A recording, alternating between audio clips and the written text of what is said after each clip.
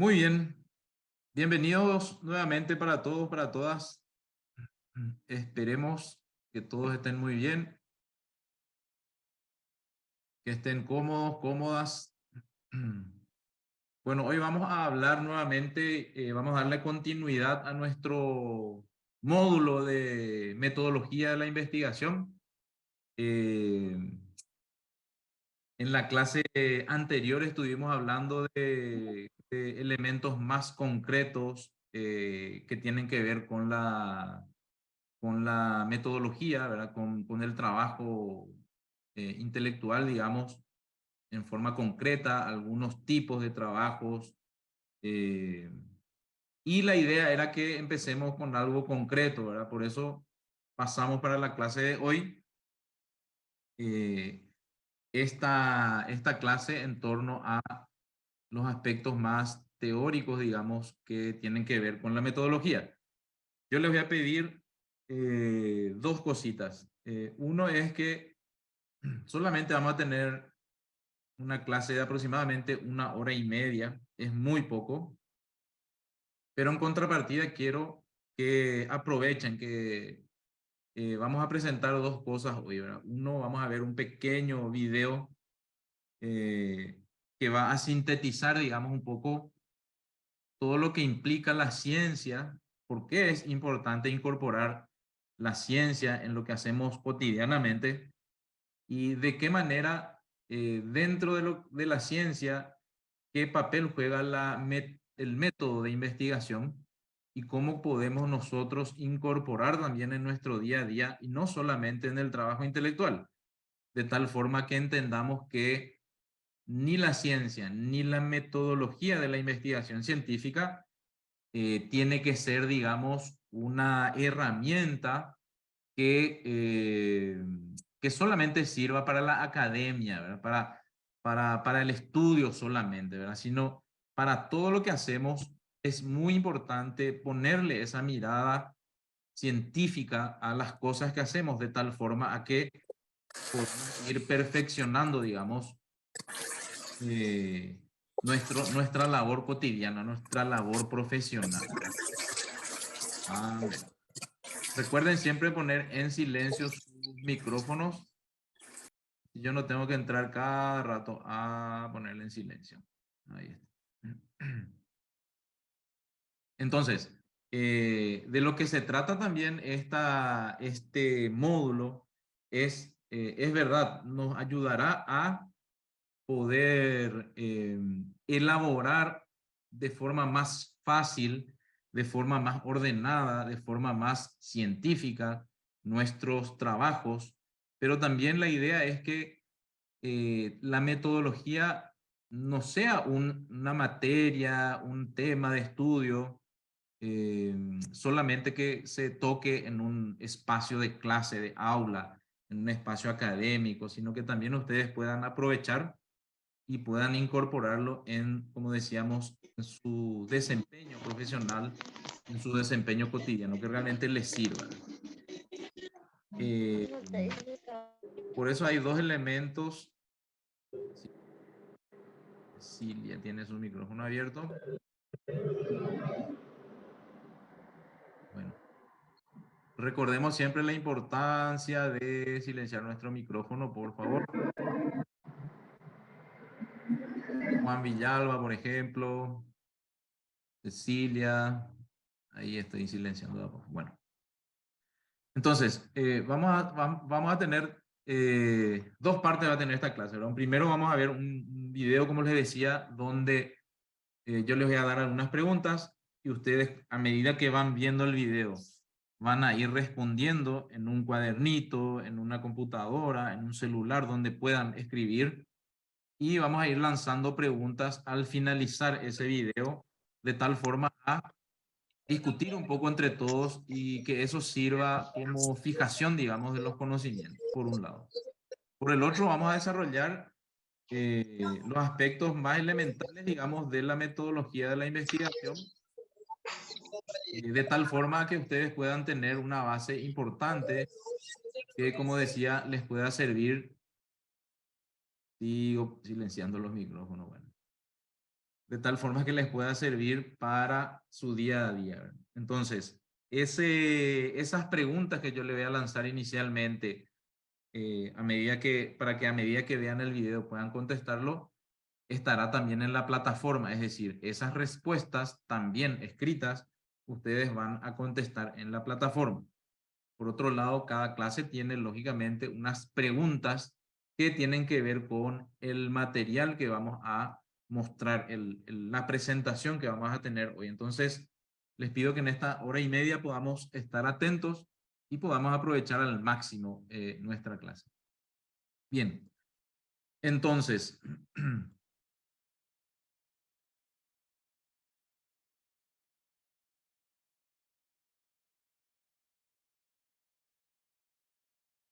nuestro tema de hoy, como les decía, es el método científico, es decir, cuáles son los fundamentos, las características que tiene el método científico, las características más importantes que a ustedes incluso se van a dar cuenta que van a decir, bueno, había sido, yo estoy aplicando el método científico en en mi trabajo, en mi forma de vincularme, digamos, con la sociedad, con las personas, en el ámbito académico. Algunos son docentes, algunos son personas vinculadas a la política, personas vinculadas a las ciencias sociales, personas que están desempeñándose como profesionales en distintos ámbitos del quehacer cotidiano dentro de la sociedad. Y ahí nos vamos a dar cuenta que es muy importante que podamos aplicar siempre el método científico en todo lo que hagamos, de tal forma a que siempre hagamos las cosas de manera objetiva, que es un elemento que vamos a abordar hoy, la objetividad, y que podamos basarnos en evidencia, no basarnos solamente en nuestras creencias, sino también en siempre estar buscando, digamos, corroborar una verdad y no quedarnos con una creencia solamente, ¿verdad?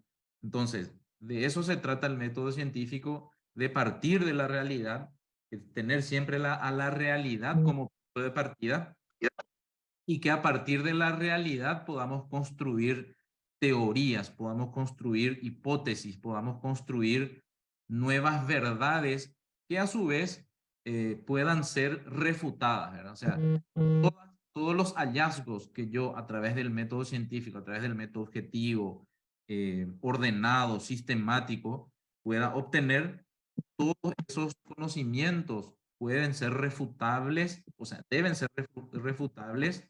¿Qué quiere decir eso? Que se puede discutir, mi verdad puede ser discutida, ¿verdad?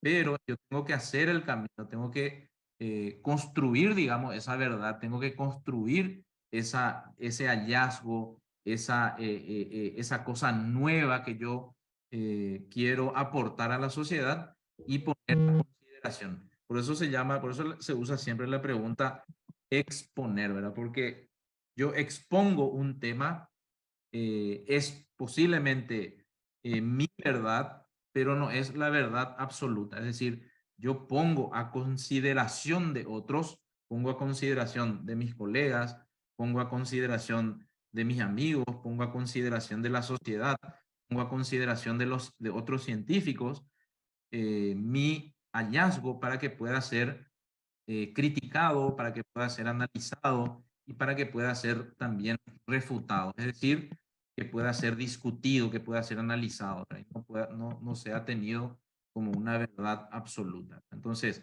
de eso se trata un poco el método científico, es decir, los pasos, el camino que yo tengo que seguir como científico para llegar a una verdad determinada, ¿verdad? Y no llegar a una supuesta verdad basado en creencias, basado en formulaciones de los cuales yo no tengo prueba, ¿verdad?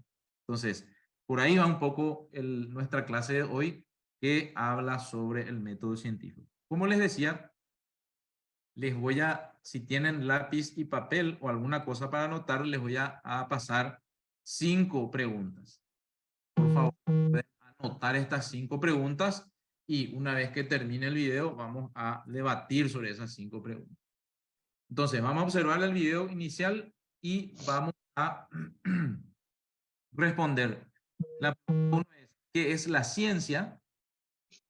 ¿Qué es la ciencia?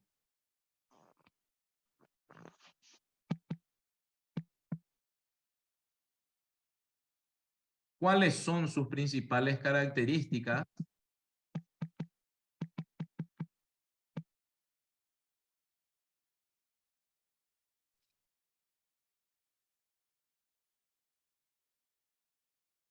¿Cuál es la característica que más te llamó la atención? Ahí estoy poniendo en el chat también las preguntas. ¿Cuál es la característica que más te llamó la atención? ¿Qué es el método científico? ¿Qué es el método científico? ¿Y para qué sirve? ¿Para qué sirve el método científico? Son 5 pequeñas preguntas que podemos contestarla una vez que esté colgada en la plataforma. En un párrafo podemos contestar todo. No hace falta que hagamos toda una teoría muy extensa, digamos. Contestar basado en lo que vamos a ver ahora a continuación.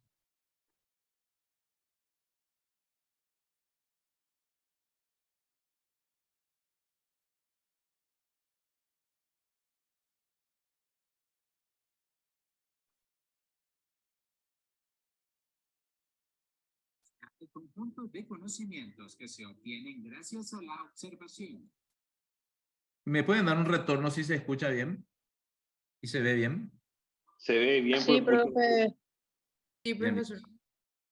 Ok, gracias, gracias. Se denomina ciencia.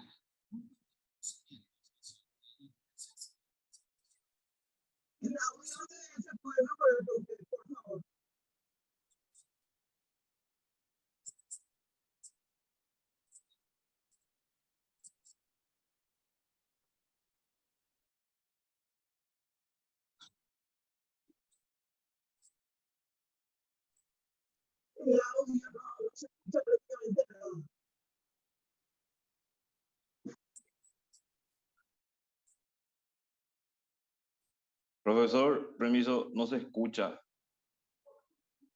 ¿No se escucha? No, no se escucha, profe. A ver, un Al ratito, principio salió, después dejó, profe, de escucharse. un ratito, un ratito. Vamos a ver si podemos.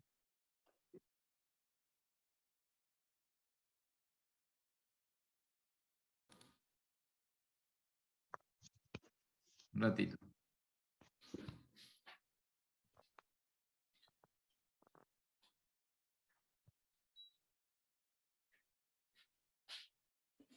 Un ratito, un poquitito de paciencia.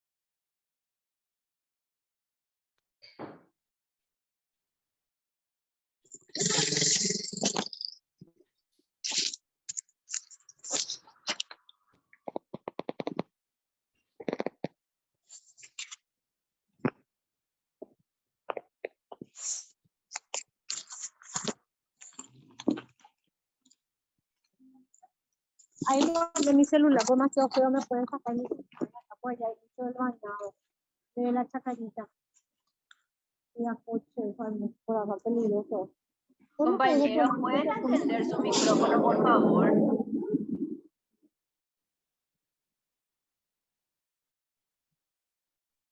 No escucho, profe, no sé si mi dispositivo nomás. No se escucha, compañero, no se escucha.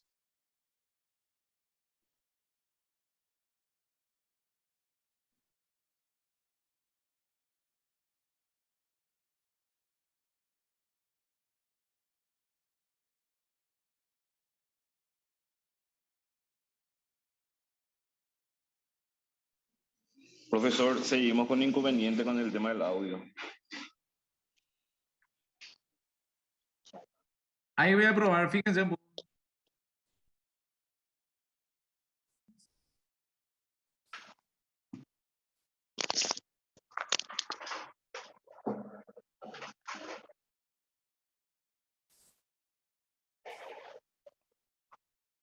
¿Se escucha ahora? No, sigo sin escuchar, profe. No, Bueno, no, muy bien, muy profe. bien, muy bien. Vamos a ver, vamos a resolver eso. Un ratito, por favor.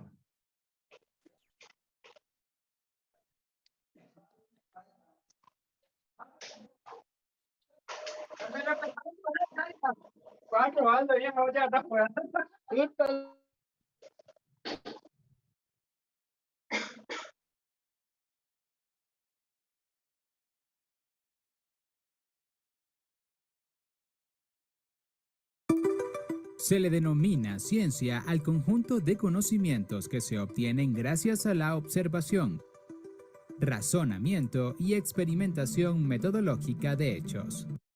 ¿Ahí qué tal? Ahí sí, Sí, profesor. Ahí profe. sí. Sí. Estas prácticas generan. Se le denomina ciencia al conjunto de conocimientos que se obtienen gracias a la observación, razonamiento y experimentación metodológica de hechos. Estas prácticas generan preguntas que luego construyen hipótesis que, de comprobarse o no, devienen en principios, leyes y esquemas para generalizar resultados. La ciencia es el resultado de la curiosidad del hombre por conocer más sobre su entorno. Ejerce su curiosidad al poder ser observador, recolector e identificador de la realidad que lo rodea, describiendo sus características, dándoles nombres y descubriendo sus interacciones. El ejercicio de la curiosidad produce conocimiento y, por ende, razonamiento y argumentos racionales. La ciencia no es infalible ni estática. Por el contrario, es susceptible de estar en permanente revisión de los hechos, del descubrimiento de nuevos hechos y de nuevas condiciones que pueden modificar los resultados. Según esta concepción, se le puede atribuir entonces una serie de características a la ciencia, las cuales enumeramos a continuación. 1. Es fáctica. Se basa en hechos. Parte de los hechos y siempre vuelve a los hechos. El científico debe respetarlos y distorsionarlos lo menos posible con su intervención, sin olvidar que los hechos en sí son cambiantes y que pueden sufrir modificaciones que deberán ser contempladas por el investigador. 2. Trasciende a los hechos. Va más allá de los hechos como tal, puesto que gracias a su análisis puede aceptarlos pero también descartarlos y utilizar nuevos que expliquen con mayor exhaustividad el objeto de estudio. El hecho científico no surge de una mera observación. También interviene la decisión del investigador para seleccionar los hechos que considera importantes, desechar los que no y plantearse hipótesis y teorías que arrojen luz sobre el tema investigado. 3. Es analítica. La investigación científica aborda uno a uno los problemas y trata de fragmentarlos, dividiéndolos en pequeñas partes que faciliten el estudio particular de cada una por separado. A medida que va logrando explicar cada segmento, va interconectándolos y también va explicando y recomponiendo poco a poco el todo. La ciencia estudia problemas parciales para lograr resultados generales. 4. Es especializada. Con el paso del tiempo y la ampliación del conocimiento, la investigación científica abarca cada vez aspectos más específicos susceptibles de estudio. Esto ha traído como consecuencia la interdisciplinariedad de la investigación, donde numerosas áreas de estudio se complementan y aportan sus saberes. Sin importar cuál o cuáles sean las disciplinas involucradas en la investigación, y aunque sean diferentes sus grados de desarrollo o complejidad, o manejen diversas técnicas, el método científico se aplicará rigurosamente a todas para conseguir los objetivos perseguidos. 5. Es clara y precisa. La ciencia se basa en estudios rigurosos que no admiten supuestos, opiniones ni entendidos. En la investigación científica, el registro de los datos o fenómenos debe realizarse con exactitud y los enunciados deben ser claros, así como sus resultados, sin olvidar jamás que siempre podrán ser falibles. Pero no debe dejar lugar a dudas, ambigüedades o malas interpretaciones. Esa es una de las principales cualidades de la ciencia, su claridad, su objetivo unívoco. 6. Es comunicable. Es un hecho que la intención y razón de ser de la ciencia es lograr comunicar sus principios y descubrimientos con el objetivo de lograr avances y cambios en su campo de estudio. El objetivo de una investigación es poder comunicar y compartir sus hallazgos.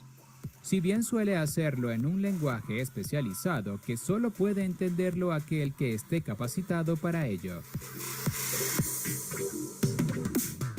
7. Es verificable. Esta característica es la que diferencia al estudio científico del pensamiento filosófico o de cualquier otro tipo de estudio.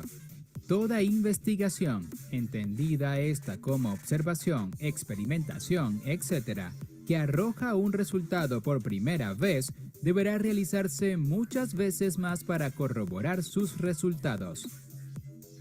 Solo entonces, los hechos podrán tomarse como verdades científicas que a la larga se convertirán en teorías, principios y leyes. Esto es lo que se conoce como conocimiento objetivo, que analiza y verifica los hechos a través de la observación y la experimentación. 8. Es metódica.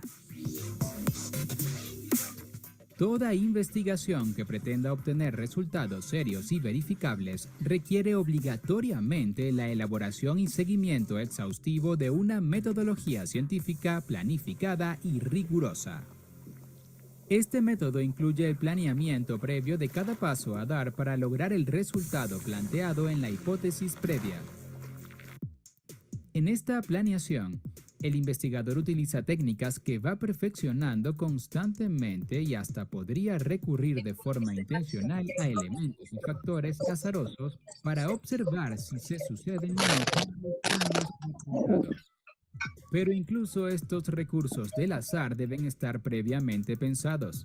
La seriedad en la aplicación de la metodología es lo que garantiza la veracidad de los resultados. 9. Es explicativa.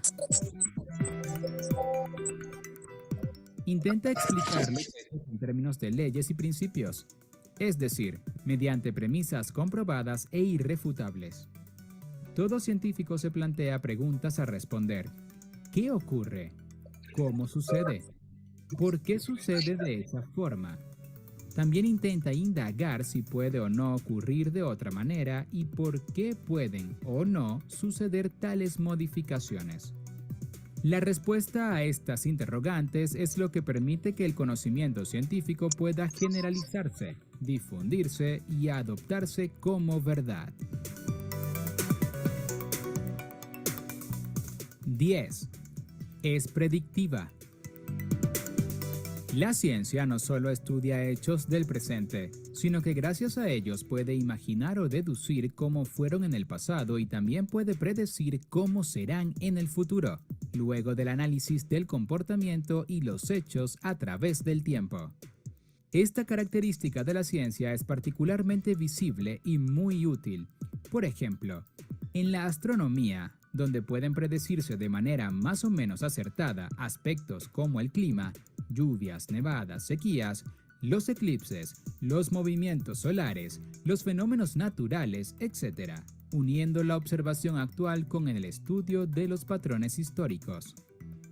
La predicción siempre está sujeta a ser ajustada y perfeccionada, con lo cual se perfecciona también el conocimiento teórico. 11. Es abierta. No se establece limitaciones previas. Ningún campo de estudio está vedado para la ciencia y echa mano de cualquier recurso o conocimiento que pueda ayudar al avance de la investigación. La ciencia no puede concebirse en compartimientos estancos ni como verdades monolíticas. Por el contrario, un buen científico desconfía, refuta, erra y aprende constantemente. 12. Es útil. Precisamente por la rigurosidad y objetividad de sus métodos, la ciencia es útil y confiable para otros estudiosos y para la consecución final de verdades y resultados aplicables en la vida cotidiana. Tal es el caso de la tecnología que, según Bunge, no es otra cosa que ciencia aplicada. 13. Es sistemática. El conocimiento científico no es un cúmulo de ideas o estudios aislados e inconexos, sino un sistema interconectado que sigue rigurosos patrones de análisis y protocolos de experimentación que no pueden ser ignorados, alterados ni modificados en ninguna de sus etapas. 14. Es general. La ciencia busca, a través de su análisis y experimentación, tomar los resultados y generalizarlos a casos, grupos o áreas de estudio más amplias. El resultado de un estudio realizado de determinada forma y bajo determinadas condiciones puede extrapolarse a otros ámbitos, siempre que tenga las mismas o similares condiciones que el caso original. Esto es lo que permite que se produzcan leyes generales aplicables universalmente. 15. Es legal. El conocimiento científico tiene como una de sus funciones la búsqueda de leyes y la aplicación de las mismas. Estas leyes están bajo constante observación y perfeccionamiento.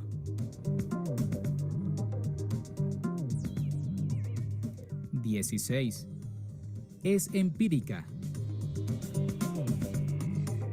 Esto quiere decir que se basa en la experimentación, en la comprobación de la teoría para poder aceptar como ciertos los enunciados teóricos inicialmente planteados. 17. Es objetiva. La ciencia está libre de prejuicios, valores o deseos y posee objetividad simple, ya que acepta los hechos tal y como son y no como desearía que fueran.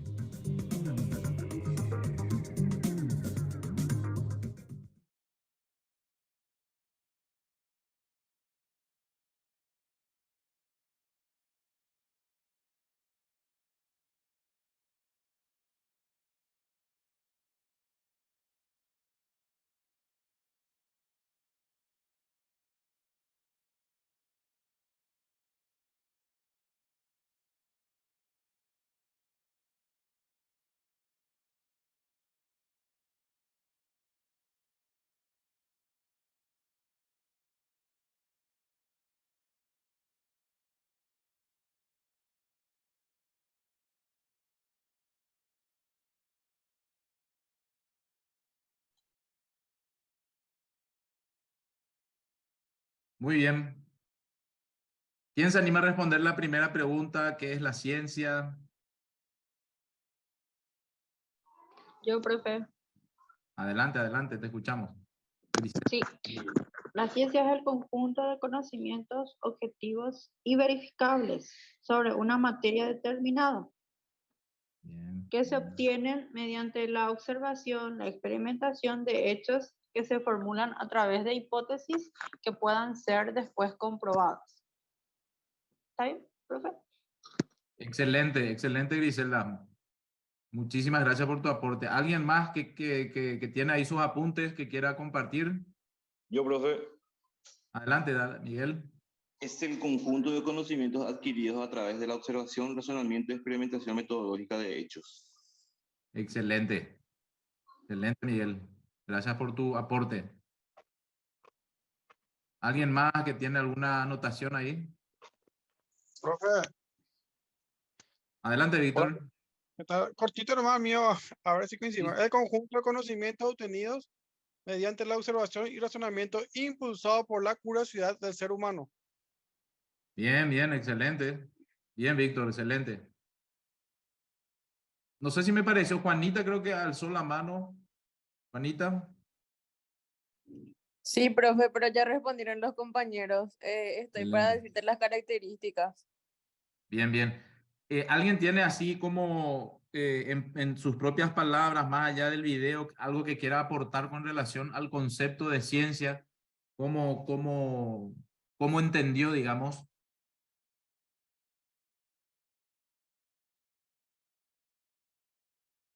Que podría ser que la ciencia surgió por una cualidad innata del ser humano mismo, que es la curiosidad por conocer los hechos que acontecen a su alrededor, en su ambiente, ¿verdad?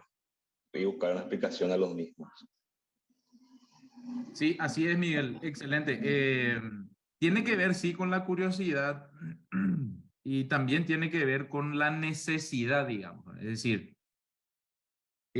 a través de la historia, el ser humano, digamos, necesariamente tuvo que ir aprendiendo, digamos, desde de la época primitiva, digamos, tuvo que ir aprendiendo cómo facilitar, digamos, su existencia, ¿verdad? De hecho, la ciencia, la función principal que tiene la ciencia es, digamos, resolver, digamos, los conflictos, los problemas que tenemos como los seres humanos, ¿verdad? Esa es la principal tarea, ¿verdad? La principal motivación, ¿verdad? Y lógicamente que eso está fundamentado también con la curiosidad. Asimismo, Rosa, adelante. Y podemos también decir que la ciencia es un proceso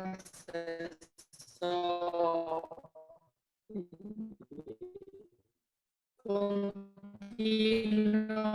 de descubrimiento, Lastimosamente, de tu audio no es tan claro, revisión y Rosa. mejora, porque cada día vamos descubriendo. Bueno, voy a decir otra vez. Adelante, Que adelante, sí, claro. Dije que la ciencia también lo podemos considerar como un proceso continuo de descubrimiento, de revisión y mejora de lo que ya está descubierto, porque cada día vamos redescubriendo también. Así es. Y por supuesto que es fundamental, ¿verdad? Para el conocimiento y la solución de problemas en todas las áreas. Así es, Rosa. Excelente, muchísimas gracias por tu aporte. Mabel. Buenas tardes, profe. Buenas tardes. Según lo que yo entendí es que la ciencia está constituida por el conjunto de conocimientos objetivos que se puedan verificar, ¿verdad? Sobre una determinada materia mediante la observación y la experimentación. Bien. Excelente, Mabel. ¿Ustedes creen Gracias, profe. ¿Ustedes creen que tomando en cuenta un poco lo que decía Mabel, ¿verdad? ¿Ustedes creen que todo está basado en la ciencia o solamente algunos campos, por ejemplo, la biología, la medicina?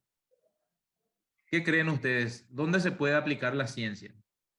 Yo creo, profe, que en todos los campos se aplica la ciencia, porque bien claro dice que es acorde a la objetividad, ¿verdad?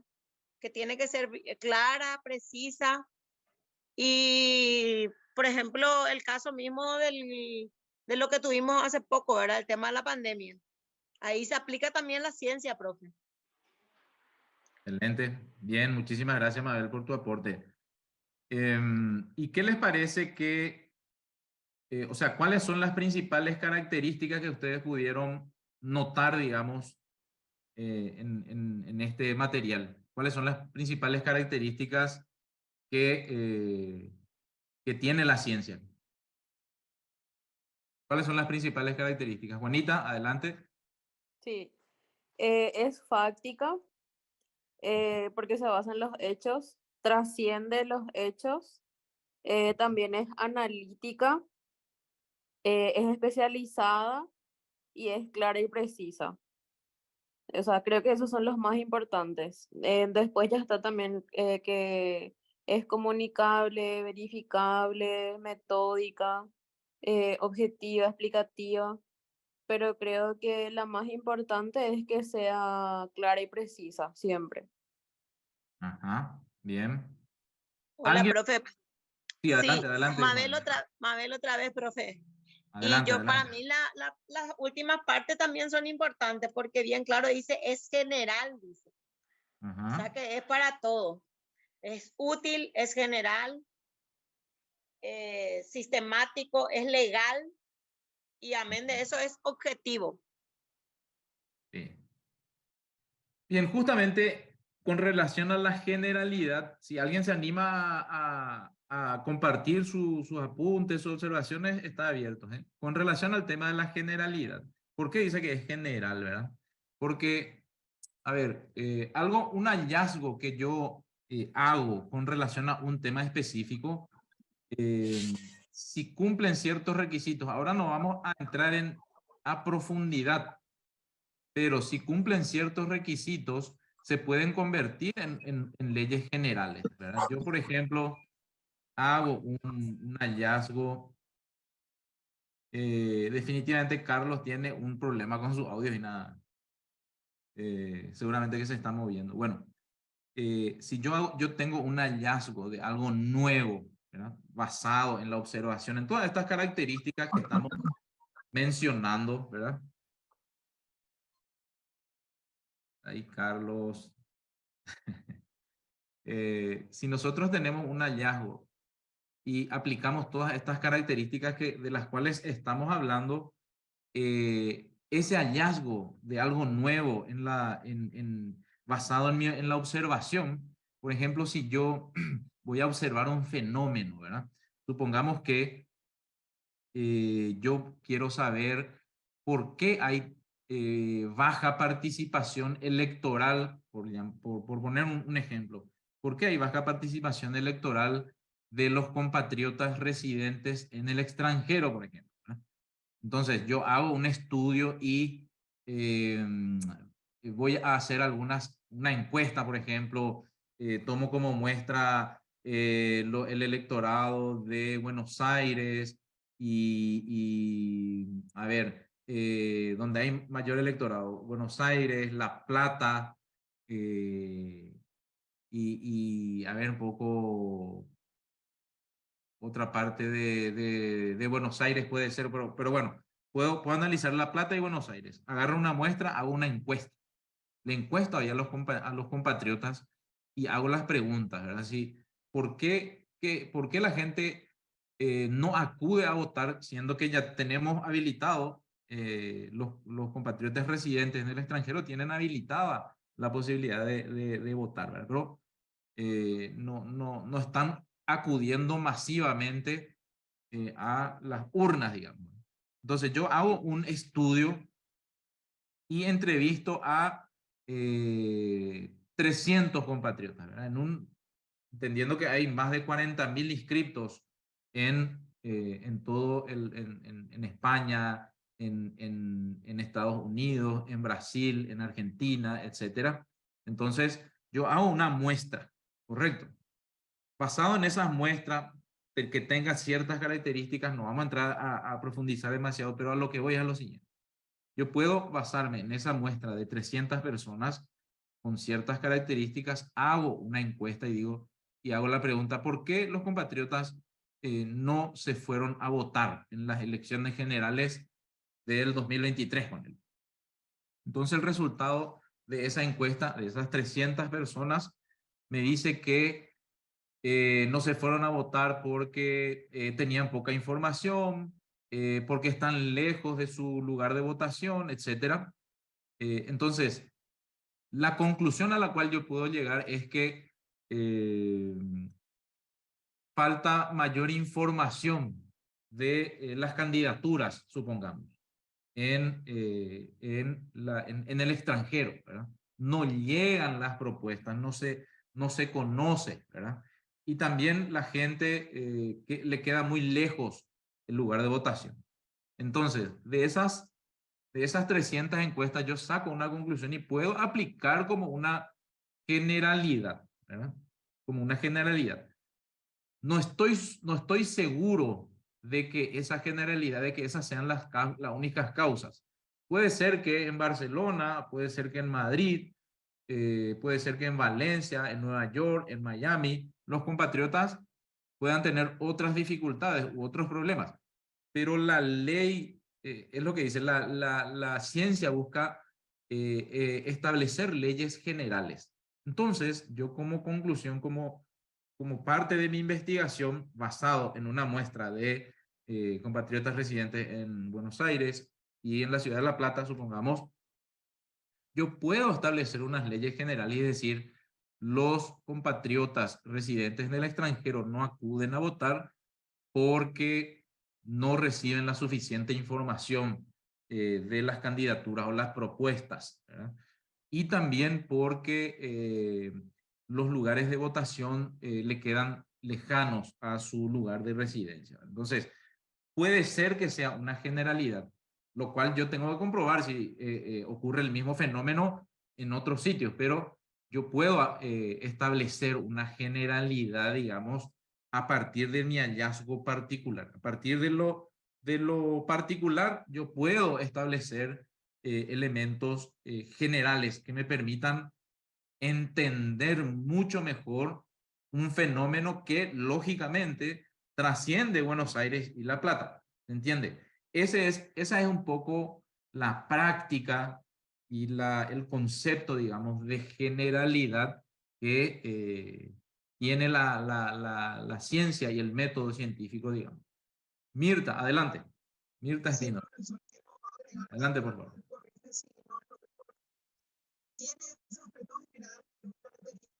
Tu micrófono no puedes habilitar, Mirta. No. ¿Ahora me escuchas? Ahí sí. Adelante, por favor. Sí. Bueno, para que me corrijas si por ahí no es lo que corresponde. Es general porque se presenta en el caso que usted nos está presentando un estudio científico en lo social que involucra a personas, ¿verdad? Pero también es provisional, es provisorio, va cambiando porque justamente son ciencias sociales y evidentemente las sociedades cambian con el tiempo. Aparte de ser general, es provisoria también. Espectacular, Mirta, espectacular. Sobre todo porque la realidad, como decíamos al inicio, la ciencia está basada en la realidad. Nuestro punto de partida siempre va a ser la realidad, no va a ser la creencia. Por eso es muy importante cuando aplicamos el método científico en todo lo que hacemos, ¿verdad? Cuando lanzamos una opinión basado en lo que me contaron, lo que yo creo o lo que yo sencillamente vi, ¿verdad? No tiene un fundamento sólido, digamos, o lo que yo vi en WhatsApp, o una información, un video que me enviaron de WhatsApp, basado en eso yo hago una hipótesis, elaboro una conclusión, digamos, ¿verdad? Y eso no tiene solvencia científica, por eso es importante que siempre basemos todo lo que hagamos en la realidad. Y teniendo en cuenta el punto de vista que coloca Mirta, esa realidad es cambiante, ¿verdad? Por eso el hallazgo que yo hago, supongamos que teniendo en cuenta siempre este ejemplo del fenómeno de los compatriotas residentes en el extranjero, del voto de los compatriotas residentes en el extranjero, es en un periodo determinado. O sea, ¿cuáles fueron las causas que que las barreras por las cuales los compatriotas no fueron a votar en las elecciones generales del 2023. En otras elecciones ya puede esa realidad modificarse, ¿verdad? Pero, y ahí es muy importante tener en cuenta, probablemente puede ser gracias a esos hallazgos que yo tenga en torno a la realidad.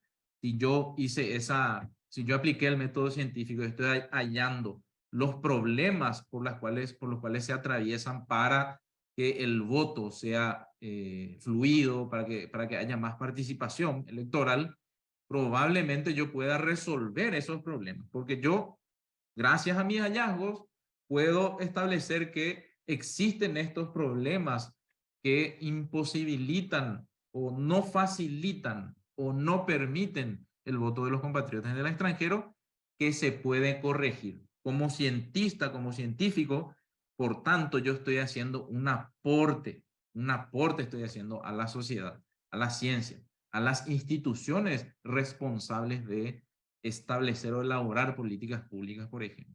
Así que, excelente tu acotación, Mirta. Ahora bien, ¿cuáles fueron las características que más les llamó la atención en torno a las características que tiene la ciencia y el método científico? ¿Qué características más les llamó la atención?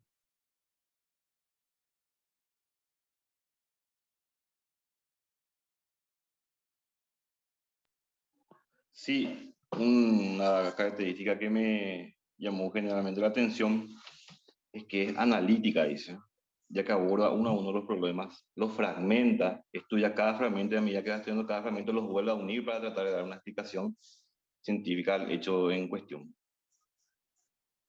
Cómo atomizar eso y juntar otra vez en un todo para encontrar una explicación científica al hecho en sí, ¿verdad? Así es, Miguel. Claro, porque la realidad está bastante fragmentada, ¿verdad? Y lo que buscamos es unir todos esos elementos, ¿verdad? En el caso de los compatriotas residentes en el extranjero, uno de los problemas es que el local de votación está alejada, no les llega la propuesta, hay problemas para la inscripción, un montón de elementos hay.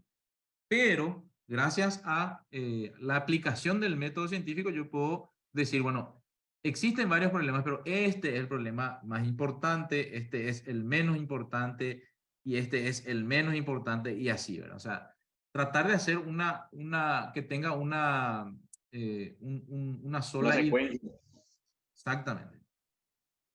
¿Qué tal hecho conlleva al consiguiente problema? Que causa de esto deriva en esto. Así es. Carlos levantó la mano. Gracias, Miguel. Excelente tu aporte. Gracias. Adelante, Carlos. Sí, profesor. Buenas tardes a los apreciados compañeros. Sí, así como yo siempre recalco, ¿verdad? Y hay un político que dice de que en las investigaciones de los alumnos, en las tesis de los alumnos, está mucha sabiduría. Pero llegamos a un extremo de que nos llenamos de tesis y de ahí no pasa. Bueno, la característica principal en la que yo veo es su aspecto legal, ¿verdad? Por supuesto, tenemos que basarnos para comenzar una investigación en el aspecto legal, ¿verdad? El objetivo es a qué queremos llegar con la hipótesis que nos propusimos.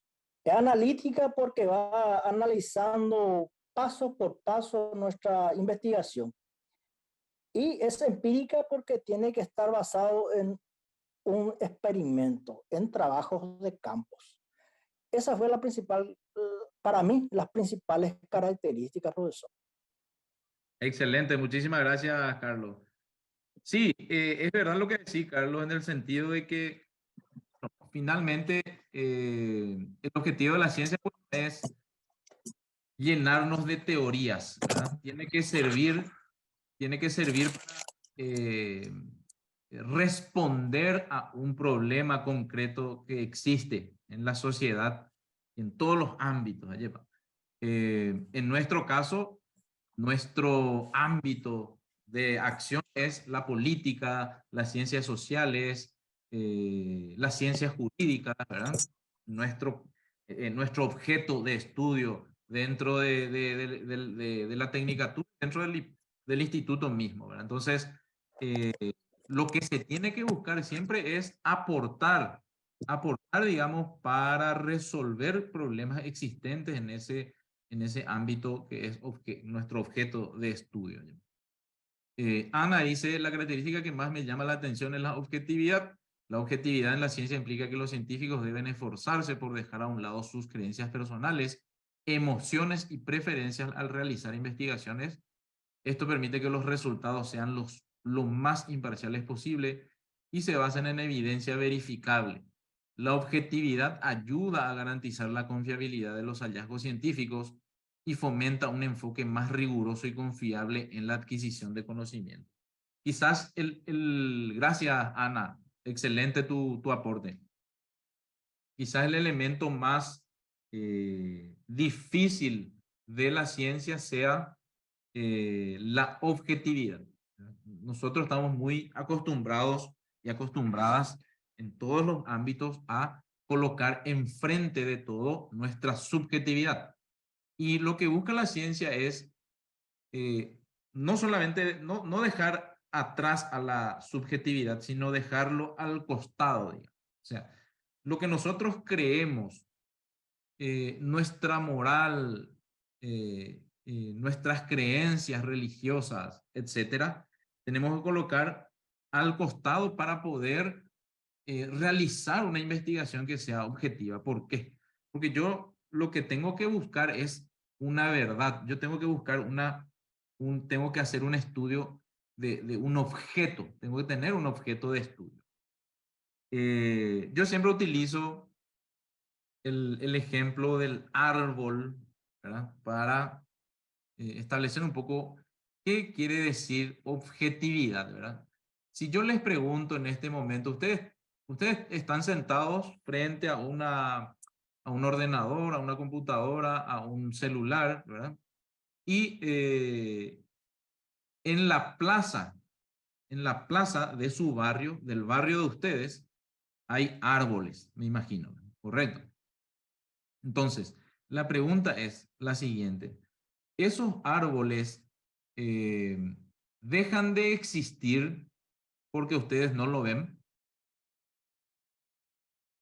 ¿Verdad que no? Los árboles están ahí, están en la plaza. No hace falta que yo vea el árbol para decir que existe realmente, ¿verdad? Entonces, de eso justamente se trata la objetividad. La realidad está enfrente a nosotros.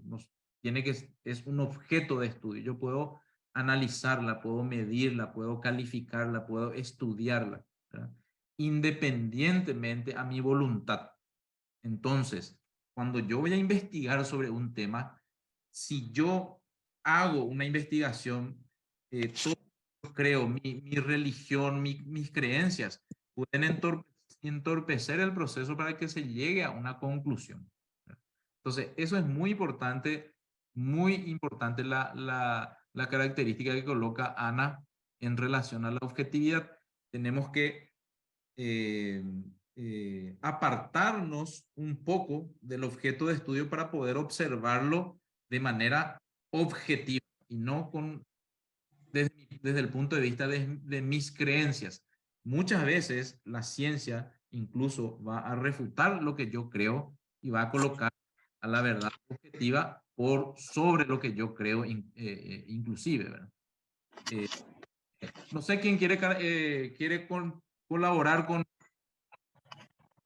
lo que más le llamó la atención, con la característica que más le llamó la atención. ¿Alguien?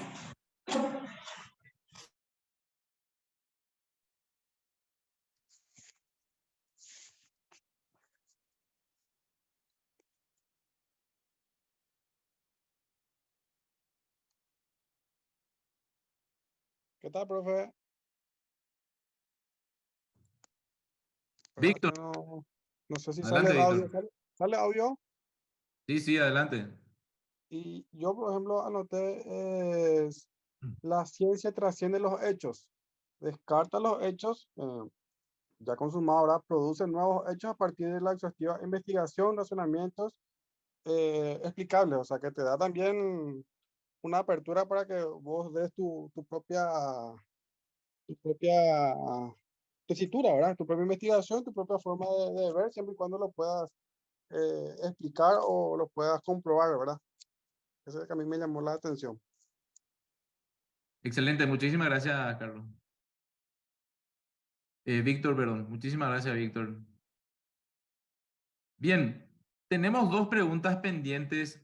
Estas 5 preguntas van a estar colgadas en la plataforma. Me gustaría muchísimo que, una vez que esté ahí colocada, puedan completar estas preguntas como parte de la tarea del día de hoy.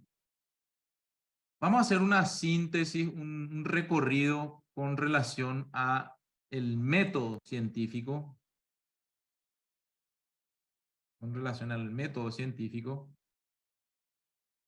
tratando un poco de conceptualizar los elementos que forman parte del método científico, algunos conceptos que tienen que ver con el método científico. Por ejemplo, el diccionario de la lengua española dice que es un modo ordenado de proceder para llegar a un resultado o fin determinado, especialmente para descubrir la verdad y sistematizar los conocimientos. Según el Oxford English Dictionary, es un método o procedimiento que ha caracterizado a la ciencia natural desde el siglo XVIII, que consiste en la observación sistemática, medición y experimentación, y la formulación, análisis y modificación de las hipótesis.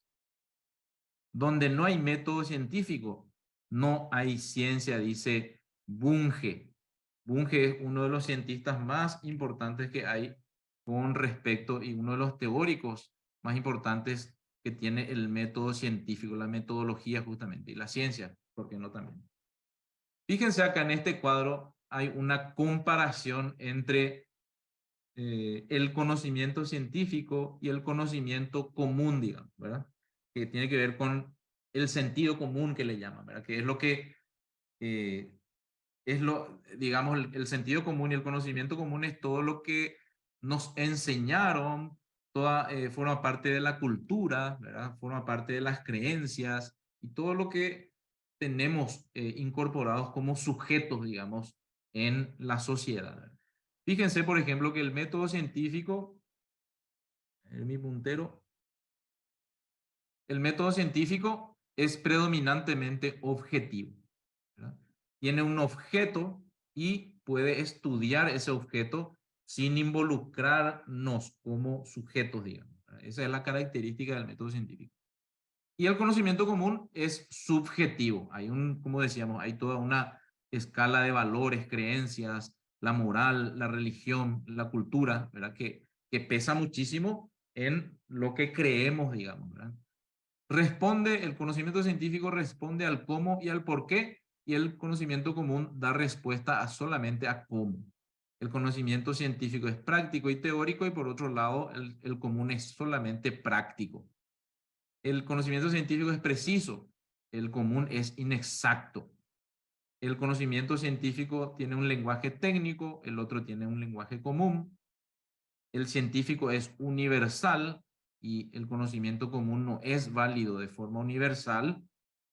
El conocimiento científico está basado en la comprobación y el común se basa en la creencia o la experiencia, como ya dijimos. El conocimiento científico está fundado según un método científico, es predictivo y sin embargo el conocimiento común se basa o se adquiere al azar, ¿verdad? Al azar, no tiene una sistematicidad, ¿verdad?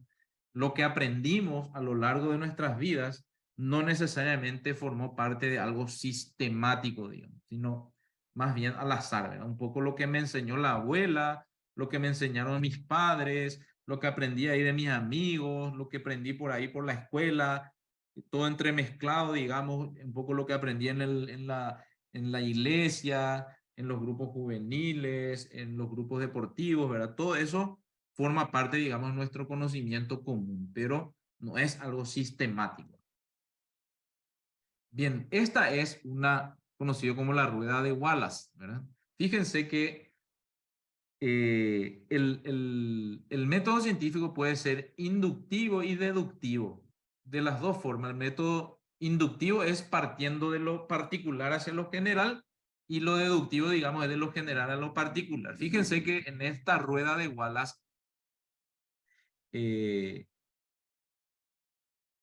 fíjense acá, por ejemplo, acá arriba está la teoría, no necesariamente tiene que estar arriba la teoría, y acá está abajo la observación o recogida de datos, es decir, la comprobación, digamos, ¿verdad? Desde el punto de vista de la teoría, se realizan deducciones a través de una hipótesis. O sea, yo puedo decir que antes de ir, vamos a poner siempre como prueba, como ejemplo, digamos, esto que hablábamos sobre los compatriotas residentes en el extranjero, el voto de los compatriotas residentes en el extranjero. Entonces yo antes de ir a sacar esa muestra, mi hipótesis era que los compatriotas sencillamente no tenían interés en el voto, en votar, ¿verdad? Esa era una hipótesis. Ahora, yo cuando fui a recoger información, a hacer una observación concreta, yo tuve otra mirada en torno a la realidad de los compatriotas o del por qué no votan los compatriotas residentes en el extranjero. Entonces, yo tuve que confrontar esa hipótesis, operativicé esa hipótesis a través de la observación o la recogida de datos. En mi caso, yo hice una encuesta. Luego interpreté esos datos, hice una generalización contrastando justamente con la hipótesis y pude establecer pude partir de lo particular a lo general. Sin embargo, desde la teoría yo partí de lo general a lo particular. Entonces, esta es un poco la rueda de Wallace que muestra la dinámica que hay entre la teoría, la hipótesis, la observación, la generalización y la vuelta a la teoría.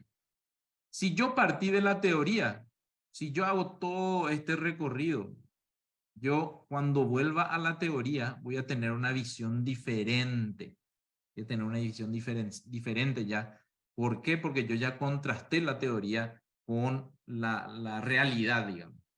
Entonces, esa es la característica que tiene el método científico.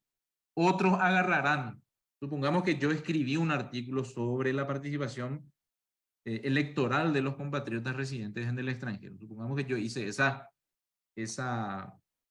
yo hice un artículo científico. Entonces, construí una teoría, ¿correcto? Viene otro científico y lee mi teoría, entonces va a ir a supongamos que sea ¿cuándo es la próxima elección? En el 2028. Él, como punto de partida, tiene mi artículo, pero él nuevamente lanza también una hipótesis, va a hacer la recogida de datos, va a observar la realidad y va a venir con otra mirada que va a modificar nuevamente mi teoría. Entonces, de eso se trata el método científico, de que tengamos una teoría basada en evidencia que me permita resolver un problema concreto. Por eso es importante que para escribir algo que realmente valga la pena, tengamos bien claro cuál es el problema de mi teoría. ¿Cuál es el problema que yo voy a encarar, digamos, para mi artículo, para lo que yo voy a plantear, para lo que yo voy a escribir, ¿verdad? Yo tengo que tener un conflicto, yo tengo que tener un problema que voy a tratar de resolver. Tengo que tener un enigma, digamos, que resolver para que mi trabajo, mi artículo, mi propuesta, mi tesis, mi teoría realmente sea algo importante. Si yo no tengo un problema, difícilmente yo voy a aportar algo de valor, digamos, a la ciencia. El método científico está basado, Mario Bunge dice, Regino, excelente Mario, perdón, Regino, así es, Mario Bunge, uno de los científicos más importantes a nivel científico en general, pero sobre todo que teorizó muchísimo sobre el método científico. Bien, el método científico está basado en dos pilares. La reproducibilidad. ¿Qué quiere decir que la reproducibilidad? Es decir, que tenga esa, la posibilidad de repetir un determinado experimento. No puedo yo hacer un experimento y que nunca más se pueda hacer. Tiene que tener esa característica. Quiere decir que otro cientista, otro científico, puede volver a reproducir ese mismo experimento de tal forma a comprobar y le puede salir algo distinto incluso, ¿verdad? En cualquier lugar y por cualquier persona. Y principalmente la refutabilidad. Ese dice la refutabilidad, ¿verdad? Que todo lo que hagamos, todo nuestro trabajo, todo trabajo científico tiene que poder ser refutado, tiene que poder ser falseado. Es decir, otro científico puede venir a decir con respecto a mi tesis, mi trabajo, esto es falso y yo lo voy a comprobar, para lo cual voy a realizar otra vez un procedimiento, ¿verdad? Implica que si se diseñan experimentos y dan resultados distintos a los predichos, negarían la hipótesis puesta a prueba. Entonces, estos son los dos pilares, digamos, del método científico. Se debe reproducir, es decir, se tiene que poder volver a repetir el experimento y también se puede falsear, se puede refutar lo que yo digo, ¿verdad? Si es algo, de hecho, ningún hallazgo, ningún trabajo puede ser irrefutable, se puede discutir, ¿verdad? Por eso hablábamos de cuando decimos exposición. Cuando decimos exposición, no es que pasen al frente los chicos, las chicas o los alumnos, digan todo lo que tienen que decir y se van a sentarse, ¿verdad? Eso no es una exposición. La exposición, como su nombre lo dice, es dejar expuesto algo, algún hallazgo, algo nuevo, un conocimiento, un punto de vista, y que otros puedan discutir, digamos, eso, ¿verdad? Por eso el método científico también nos ayuda muchísimo a saber discutir, ¿verdad? Porque a veces nos cuesta muchísimo discutir. Siempre cuando discutimos ponemos por sobre todas las cosas la subjetividad y no la objetividad. ¿Cómo ponemos la subjetividad? Cuando lo que decimos creemos que es la verdad y nadie puede ya discutir esa verdad que yo coloco en una mesa. Siempre, siempre. Y si algo, de algo les va a servir el método científico, es que siempre todo lo que digamos puede ser discutido, puede ser debatido y a todos los puntos de vista hay que escuchar. La posición que más peso va a tener es la posición que tenga más pruebas, más fundamentos, ¿verdad? Basado en evidencia, ¿verdad? No solamente en creencias. Por eso es muy importante que sepamos discutir, sepamos debatir, sepamos escuchar, sepamos entender lo que el otro está colocando y nosotros también colocar nuestro punto de vista con respeto y con fuerza, con ímpetu, pero también con evidencia, ¿verdad? ¿Cuál es el objetivo del método científico? Como ya dijimos, alcanzar el conocimiento de todo lo que pasa a nuestro alrededor. Ustedes recordarán, seguramente al participar de algunas clases de historia, que en un momento determinado de nuestra historia, en la época primitiva, en la edad antigua, incluso en la edad media, muchas vidas humanas, muchos fenómenos ocurrieron por ignorancia, porque ignorábamos el método científico. Gracias justamente a la aplicación del método científico, gracias a la ciencia, se pudieron ir resolviendo muchos aspectos de nuestra vida cotidiana, ¿verdad? Entonces, lo que busca justamente la ciencia es conocer todo lo que desconocemos. Por eso no hay un límite para el conocimiento de la ciencia, ¿verdad? También descubrir la existencia de procesos objetivos y, como se dice, cómo está conectado interna y externamente. ¿Para qué? Para que podamos realizar eso que dijimos hace rato. Generalizaciones, profundizar nuestro conocimiento, que no se quede en la superficie nada más. El conocimiento no puede quedarse en la superficie solamente. Nosotros tenemos que saber qué hay abajo y qué hay arriba de la superficie desde el punto de vista del conocimiento, de la verdad. Y por tanto, o para lo cual el método científico nos da herramientas para llegar justamente a esas verdades, ¿verdad? A esas realidades que a veces no nos permiten ver las creencias o todos los conocimientos que no son empíricos, que son, como se decía, por el conocimiento en la Edad Media y en la Edad Primitiva, la gente, las personas se basaban en, digamos, en los conocimientos mágicos, ¿verdad?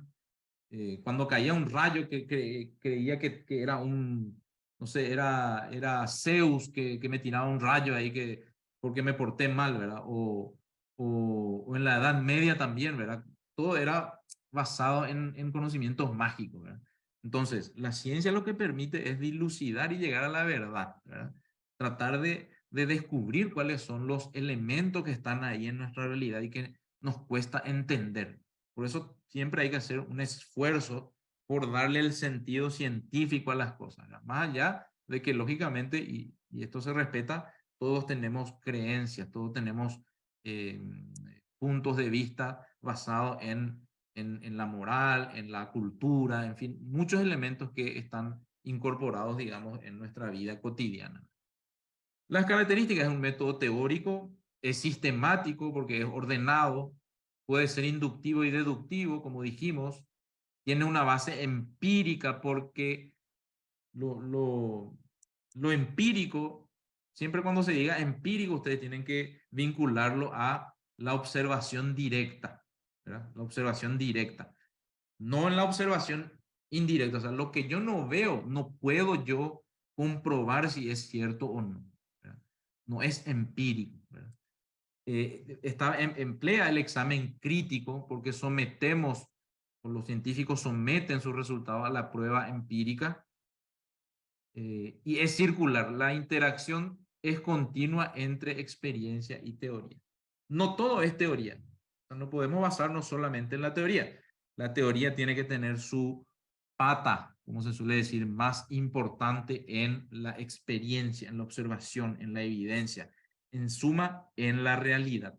Nuestra teoría siempre tiene que estar basada en la realidad. ¿Cuáles son algunos presupuestos del método científico? Que tiene un orden, ¿verdad? Porque los fenómenos en la naturaleza ocurren dentro de un orden. Es determinista, digamos, porque cada observación viene de un acontecimiento anterior. O sea, siempre tenemos que tener en cuenta que el celular que ustedes están usando, la computadora que están usando, el auricular que están usando, forma parte del avance de la ciencia y la tecnología que está basado en una experiencia anterior. Ustedes se acuerdan de lo que era antes, de hecho no teníamos luego celular, pero empezaron a aparecer los ladrillos como celulares, lo que ya tenemos más de 40 años, sabemos eso. Después aparecieron el Nokia 1100 y así se fue desarrollando, digamos, la ciencia a través de o basado en el conocimiento anterior. Y así va avanzando la sociedad, ¿verdad? No todo lo que vemos surgió de la nada, no. Surgió de la experiencia de un acontecimiento anterior y eso comprueba justamente el método científico, ¿verdad? También hay un presupuesto de comprobabilidad, es decir, que cada interrogante puede ser explicado y comprobado. O sea, yo puedo o debería poder ser explicado y comprobado cada cosa, cada hallazgo que hay en el mundo de la ciencia, digamos, ¿verdad? Basándonos en esos presupuestos, los requisitos del conocimiento científico serían empirismo, que sea real y objetivo, la repetibilidad, es decir, que pueda ser confirmado al ser repetido, la aceptabilidad, es decir, que el investigador presupone la aceptación de lo que se publicó anteriormente y la publicidad, es decir, los descubrimientos se deben dar a conocer, ¿no? Indica tú la hallazgo científico, ¿no? Si nosotros escondemos los hallazgos científicos, justamente no son hallazgos científicos, ¿verdad? Sino que son, digamos, forman parte de una, ¿cómo que se dice? Forman parte de, no de, o que no apuntan al desarrollo de la ciencia, ¿verdad? Hay algunas técnicas del método científico que tienen que ver con lo siguiente, ¿verdad? Que son los procedimientos que se usan para, digamos, llegar a los descubrimientos, ¿verdad? En todos los ámbitos. El método inductivo que dijimos que es el razonamiento que conduce a partir de la observación de lo particular a lo general. De lo particular podemos establecer leyes generales. En el caso, por ejemplo, que mencionábamos de los compatriotas residentes en el extranjero, ¿verdad? Nosotros sacamos una muestra de 300 compatriotas, de esos 300 podemos estableciendo el método inductivo, sacar un razonamiento, una conclusión general que puede servir para entender, para interpretar un fenómeno determinado. Lógicamente que se puede refutar como la característica propia de la ciencia. Por ejemplo, la estructura de un razonamiento inductivo. He visto un pájaro que vuela. He visto otro pájaro que también vuela. Por tanto, o sea, de lo particular yo puedo inducir una conclusión general. Los pájaros vuelan. De eso se trata el método inductivo, digamos. El método deductivo es el procedimiento contrario, digamos, ¿no? Que es partir de lo general para llegar a un hecho concreto. ¿Cuál sería ahí la estructura del razonamiento deductivo? Volvamos al ejemplo de los pájaros. Los pájaros son aves. Estamos haciendo un razonamiento general. Los pájaros son aves. Los pájaros vuelan. Estamos haciendo un razonamiento general también. ¿Y cuál sería el razonamiento particular? Las aves vuelan, ¿verdad? Ese sería partir de lo general a un hecho concreto en particular. De eso se trata el método deductivo, la técnica de razonamiento deductivo, digamos. Está también el hipotético deductivo, que es el único método con el que se puede obtener información científica aplicada a las ciencias formales, por ejemplo, matemática, la lógica, que está basado en la observación, hipótesis, experimentación y teorías. También el método analítico, que es un proceso cognoscitivo que descompone un objeto en partes para estudiarla en forma aislada. El método sintético, que integra los componentes de un objeto de estudio para estudiarlos en su totalidad. También está el histórico comparativo, que es comparar acontecimientos históricos para establecer, digamos, leyes generales de la historia, ¿verdad? Que nos pueden orientar, digamos, a la construcción de una síntesis o de una conclusión, digamos. El método cuantitativo que usamos para recolectar datos, para comprobar mi hipótesis, y siempre el método cuantitativo está basado en la medición numérica, en el análisis estadístico, etc. Y el método cualitativo que recolecta también datos, pero sin medición numérica. Por ejemplo, cuando yo en vez de aplicar una encuesta a los compatriotas, a estos 300 compatriotas, aplico a menos compatriotas, pero aplico, por ejemplo, un focus group, un grupo focal, unas entrevistas, ¿verdad? O historias personales que me permitan construir, digamos, una teoría con relación o respondiendo a mi problema de investigación de por qué los compatriotas no se van a votar. Entonces, de eso se trata el método cualitativo. Las etapas del método científico, fíjense, forma parte de las preguntas que van a estar ahí en la plataforma. Fíjense que tiene 6 etapas, ¿verdad? Un momento en que tenemos que definir un problema, que es lo que le decía. Si no tenemos un problema que resolver, probablemente no vamos a ir a cualquier parte de nuestra investigación. Tenemos que formular la hipótesis que forma parte del razonamiento deductivo, de la generalidad. Me estoy yendo hacia lo particular. Voy a recopilar y analizar los datos, ¿verdad? Voy a tratar de ir muniéndome de información para poder entender mejor el fenómeno más de cerca.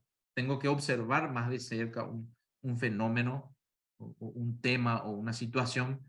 Luego hago un razonamiento para confirmar o rechazar mi hipótesis inicial, gracias justamente a que me fui a confrontar, a recoger datos para saber si realmente es cierto o no que los compatriotas residentes en el extranjero no se van a votar por falta de interés nomás, ¿verdad? O sea, era mi hipótesis inicial. Al recopilar los datos me di cuenta que no, que tienen otros problemas y lógicamente ahí viene el tema de la objetividad. Más allá de lo que yo crea o de lo que yo quiera, las pruebas, la observación me dijo que yo estoy equivocado.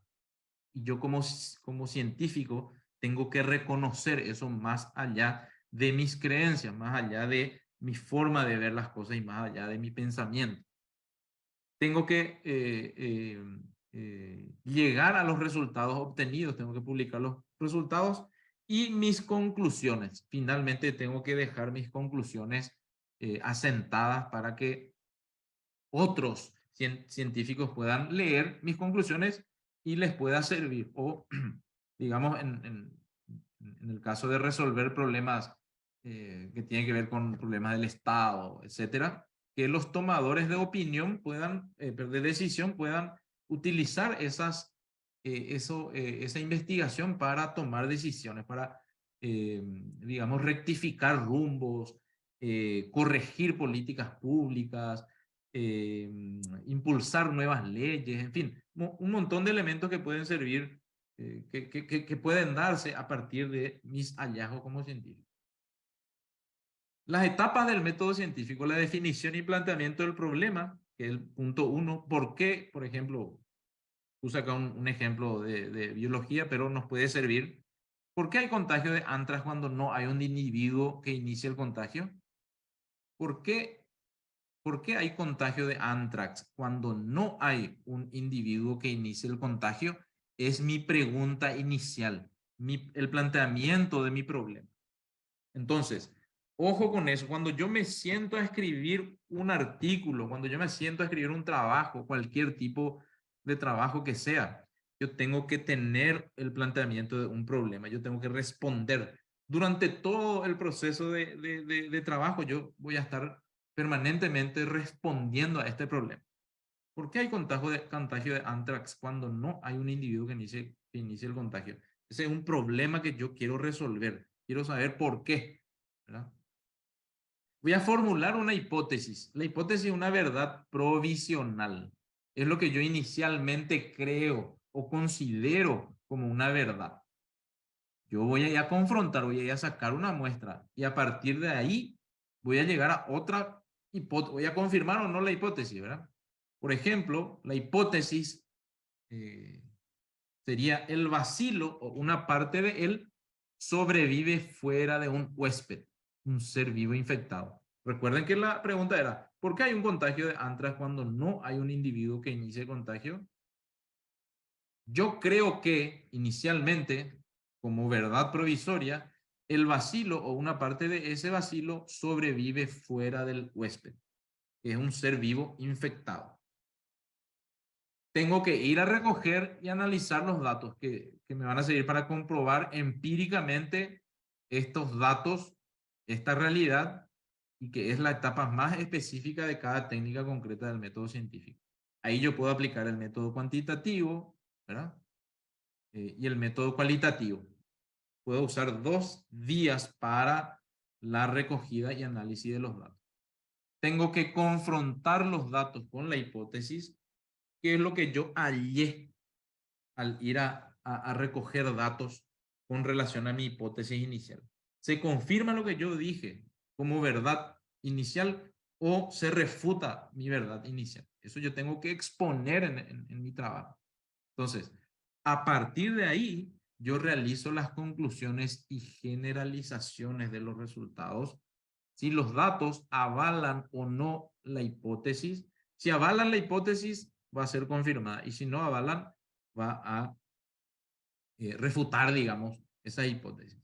Fíjense en algunas técnicas e instrumentos de recolección de datos que estuvimos ya, de hecho, hablando, pero es muy importante recuperar.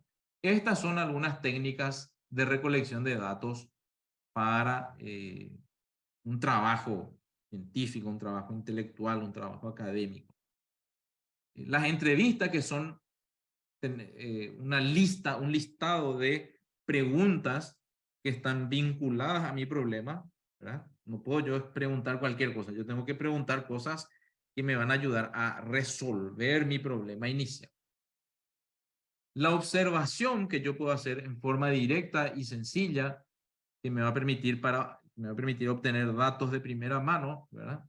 La observación no siempre es muy cercana. Yo puedo observar de lejos, yo puedo observar sin involucrarme, puedo ser participante o no de esa observación. Es útil para conocer el comportamiento de un objeto de estudio. Es decir, yo en mi caso estuve investigando el comportamiento de los compatriotas residentes en el extranjero, ¿verdad? Y se registra en un diario de campo. Yo puedo, aparte de todos los instrumentos que apliqué, yo también puedo tener un diario de campo ahí donde estoy anotando los elementos importantes que creo que me van a servir. Los cuestionarios de encuesta que ya hablamos, que hay cuestionarios abiertos y cerrados. El cuestionario abierto, cuando hacemos una pregunta que no es sí y no la respuesta. Es decir, un cuestionario cerrado es cuando yo pregunto algo y me pueden responder solamente sí o no. Fue a votar en las generales del 2023, le pregunto a un compatriota residente en el extranjero. Sí o no, nomás me va a responder, ¿verdad? Porque es un cuestionario, una pregunta cerrada, ¿verdad? Y el cuestionario abierto se usa un poco más para profundizar. ¿Qué opinión tenés sobre la participación electoral? Por ejemplo, si pregunto, la persona que va a responderme a esa pregunta se va a explayar, ¿verdad? Va a ser una exposición, va a tratar de responderme de forma abierta. Entonces ahí la diferencia entre cuestionario abierto y cuestionario cerrado. Puedo hacer un grupo focal en donde yo no haga las 300 encuestas, pero sí traiga a 5 personas de Buenos Aires y a 5 personas de La Plata, Argentina, para preguntarles sobre la participación electoral de los compatriotas residentes en el extranjero, ¿verdad? No hace falta que haga una encuesta, puedo hacer un grupo focal, ¿verdad? Entonces yo saco una muestra, ¿verdad? Yo puedo hacer preguntas abiertas y que dependiendo de las respuestas que me vayan dando, yo puedo repreguntar, puedo profundizar, ¿verdad? Y escucho las campanas de todos, de los dos espacios, digamos, de Buenos Aires y de los compatriotas de La Plata. Entonces, me pueden ayudar a llegar a una conclusión. Bien. La revisión documental, que es una investigación, una revisión profunda de los documentos, documentos públicos, publicaciones, revistas que pueden ayudarme a establecer, a evaluar un poco el comportamiento o mi objeto de estudio, es decir, a responder un poco mi pregunta de mi problema inicial, etc.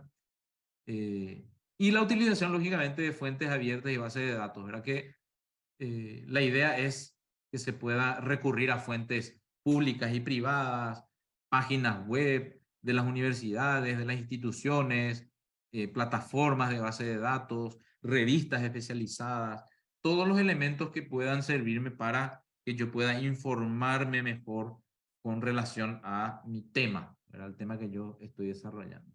Puedo también hacer un monitoreo de redes para buscar un poco comportamientos, puntos de vista que me puedan ayudar. Y también puedo hacer un tracking o análisis de sitios web que me puedan servir de insumos para obtener mayor información con respecto al tema que yo estoy investigando. En resumen, el método científico es el estudio empírico, controlado, crítico y sistemático de hipótesis que intentan explicar presuntas relaciones entre varios fenómenos. Es un proceso objetivo, explicamos lo que implica la objetividad y el esfuerzo que demanda la objetividad. No es fácil ser objetivo, es sistemático y es controlado, ¿verdad? Y tiene etapas que son la definición del problema, la formulación de la hipótesis, la recogida y análisis de datos, la confirmación o rechazo de la hipótesis, los resultados y las conclusiones. Esas son las etapas del método científico. Muy bien, no sé si tienen alguna pregunta, alguna duda que quieran compartir.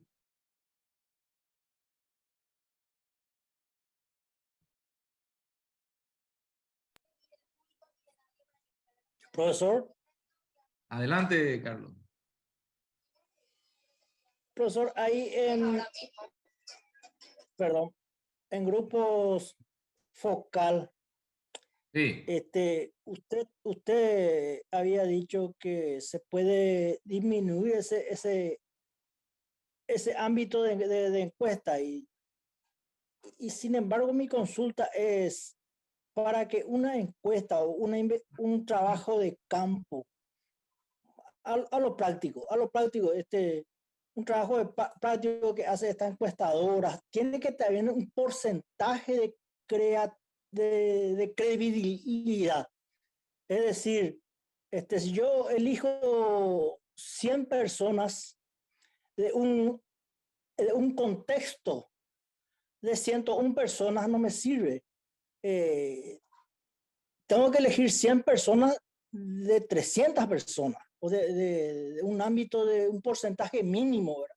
Creo que es el 25, 30% del espacio que yo quiero encuestar, por darle un término. Me disculpa mis términos así un poco empíricos, pero esa es mi consulta.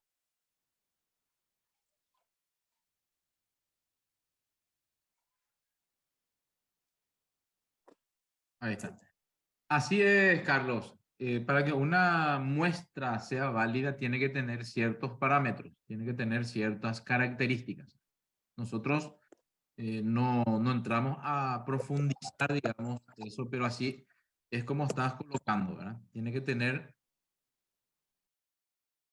que reunir ciertas características en cuanto a la calidad, en cuanto a la diversidad, en cuanto a la cantidad también, y tiene que arrojar ciertos resultados, digamos, cuantitativos.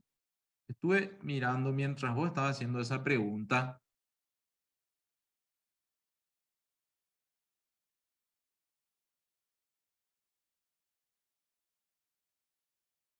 Voy a ver si puedo proyectar.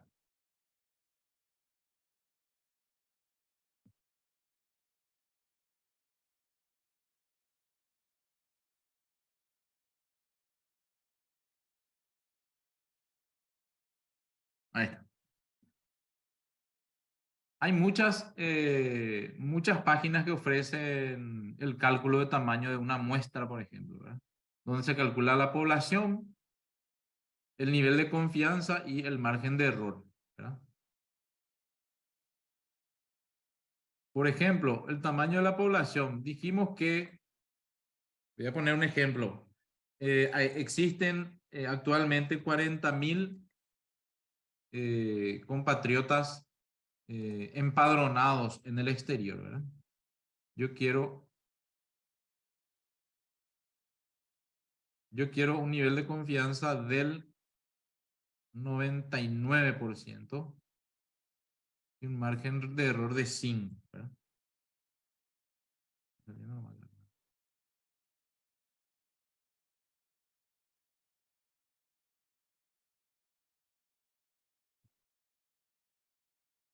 5. Un margen de error del 5%. ¿Se fijan? Pueden ver la pantalla, ¿verdad? Respondieron mal la pregunta, muy interesante. Esto solamente para tener una idea, digamos, de cómo se hace el análisis de por ejemplo, el tamaño de una muestra, ¿verdad? Si yo voy a hacer una encuesta, yo voy a basarme teniendo en cuenta el tamaño de la muestra. También voy a tener otros criterios. Por ejemplo, dependiendo de lo que voy a medir, yo voy a tener que tener una diversidad de factores que yo voy a tener que tener en cuenta. Por ejemplo, si voy a medir aceptación de una candidatura, ponerle Carlos, ¿verdad? Yo tengo que tener una población heterogénea del cual yo tengo o pueda extraer una muestra. Por ejemplo, de una población, de un barrio de 100 casas, yo necesariamente voy a tener que, no voy a poder medir las 100 casas, pero voy a poder, por ejemplo, una casa voy a medir, la otra casa no. Una casa voy a medir, la otra casa no. O sea, eso me va a dar un nivel de certeza. O sea, yo no puedo de 100 casas elegir 50 y voy a atropellar las 50 primeras casas. No se trata de eso, tengo que tener criterios. Pero fíjense cómo se calcula, por ejemplo, el tamaño de una muestra. Yo le decía que teníamos 40.000, acá puse 40.000, donde dice tamaño de la muestra. Puse 40.000 y 40.000 es la cantidad de empadronados de la población total de compatriotas residentes en el extranjero habilitados para votar en las generales del 2023, correcto. Yo quiero realizar una muestra con un nivel de confianza del 99%, quiero que se acerque lo más a la verdad, ¿verdad? Y quiero tener un margen de error solamente del 5%. Yo ingreso eso y me dice que yo tengo que entrevistar a 655 personas para que yo llegue lo más cercano a la exactitud posible, ¿verdad? Si yo modifico el nivel de confianza, pues pongo el 95% de confianza, ya me baja mi tamaño de muestra. Yo solamente requiero encuestarle a 381 personas. Todavía no estamos hablando de a quiénes o qué tipo de personas vamos a entrevistar, a encuestar. Pueden ser, para que yo tenga una muestra heterogénea, tengo que tomar una encuesta a mujeres, ponerle que de las 381, 120 sean mujeres, 120 sean varones, 120 sean jóvenes, ¿verdad? Algo así, ¿verdad? Yo tengo que cruzar varias variables que se llaman, ¿verdad? Que no entramos acá a profundizar demasiado porque no nos da el tiempo tampoco, pero tengo que basarme en ciertos parámetros para aplicar, digamos, un instrumento. Se le llama instrumento o a mi encuesta, o a mi entrevista, o a mi focus group, etc. Entonces, respondiendo un poco a lo que decía Carlos, ¿verdad? Tiene que haber ciertos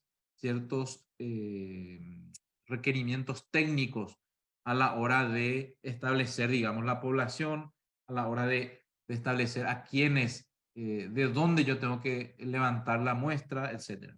Por eso, muchas veces las encuestas de presidenciales, por ejemplo, perdieron mucha credibilidad. ¿Por qué? Porque una encuesta bien hecha para hacer una encuesta bien hecha se necesita muchísima plata, ¿verdad? Y yo no sé si todas las candidaturas están dispuestas a pagar una cantidad importante de dinero para sacar una encuesta gigantesca que me aproxime lo más posible a la verdad. Algunos grupos políticos sí pueden hacerlo, otros no, ¿verdad? Entonces, eso un poco respondiendo a la pregunta de Carlos. No sé si alguien tiene alguna otra pregunta, alguna consulta con relación a nuestro tema desarrollado hoy. Carlos, no sé si respondimos a tu pregunta o nos aproximamos a la respuesta a tu pregunta.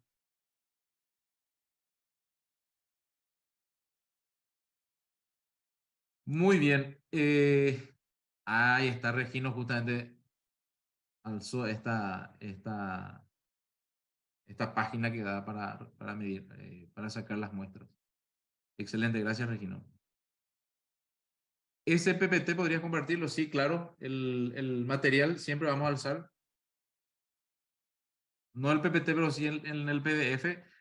En la página, en la plataforma va a estar el video y las preguntas iniciales para que ustedes puedan completar. No hace falta que sean muy extensos. Y también va a haber un cuestionario con relación justamente a la presentación del día de hoy. Si no tienen más preguntas, les insto a que completen todas sus tareas, a que completen todos los ejercicios que estamos compartiendo en la plataforma. El próximo martes, la clase va a estar centrada en el trabajo práctico. El trabajo práctico no va a ser algo complicado. Sencillamente lo que buscamos es comprobar, o por lo menos que ustedes puedan agarrar los elementos más importantes que tenemos que tener en cuenta para realizar un trabajo respetable, un trabajo que esté a la altura de un técnico superior y que les permita a ustedes también incorporar eso en su vida cotidiana, en su vida profesional, académica, etc. Muchísimas gracias por participar hoy, por la atención y nos vemos el próximo martes.